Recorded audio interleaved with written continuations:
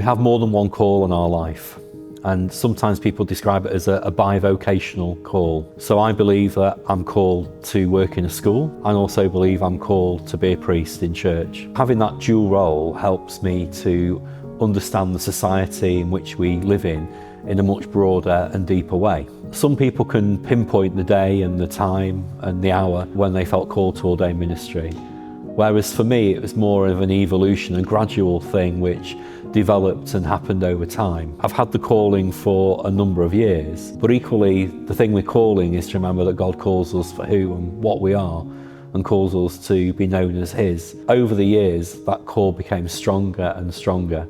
I guess I did what many people did, which was to totally ignore it and think maybe this is just me, it's not of God, it's just something that maybe I'm thinking about or desiring. And then over time, people affirmed that calling and said that perhaps I needed to explore what it was that God was calling me to be and do in His church. Over time, that calling got stronger, and I spoke to more people, spoke to my then incumbent, my vicar at the time, who encouraged me to explore that calling more. And then once I'd started to do that, I then was put in touch with people at the diocese, and we had a vocational conversation about what it might be that God's calling me to be and do. I'm very fortunate in that I have a very varied ministry. It's a ministry which has great joy, and it's also a great privilege. So I help with services, I lead, I preach, celebrate the Eucharist. I'm involved in pastoral work. For the diocese, I'm involved in some vocational work and some teaching work, which complements then what I do as a day job in school. And then also in school, ministry itself has a footprint really on everything that I do in school. It's about how can I live the best life that I can in revealing God to others within the parameters in which you work. If someone came to me and said they're perhaps feeling called by God to explore a vocational call on their life, whatever sort of ministry that might be, but certainly in terms of ordained ministry, I'd start off by saying, don't ignore that call. See what God is calling you to be and do. Take time to think, to reflect, to pray, read the Bible. If that call's still there, talk about it to other people.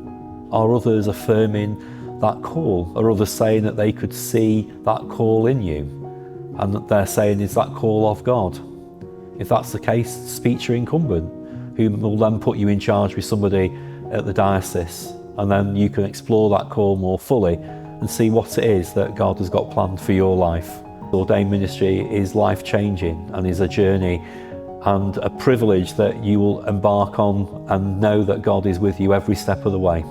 Some people might say, how do you manage doing a full-time job, a secular role in a school, and being an ordained minister within the church? And I would say you've got to balance your time very carefully, and you've got to decide what is a priority, what needs to be done. But more than that, I would say that God equips you and enables you to do that. If you were to ask me what a typical day looks like for somebody like me, I'd say, well, rather unhelpfully, that's perhaps impossible to answer because it is so varied. So maybe that is the answer, it is so varied. I remember when I embarked on this journey of responding to a vocational call, I was asked what I thought the shape of the ministry that I exercise might look like. And God is a God of surprises, and what I would say to you is this: it was nothing like what I thought it would be like. It's much more deeper, fuller and richer.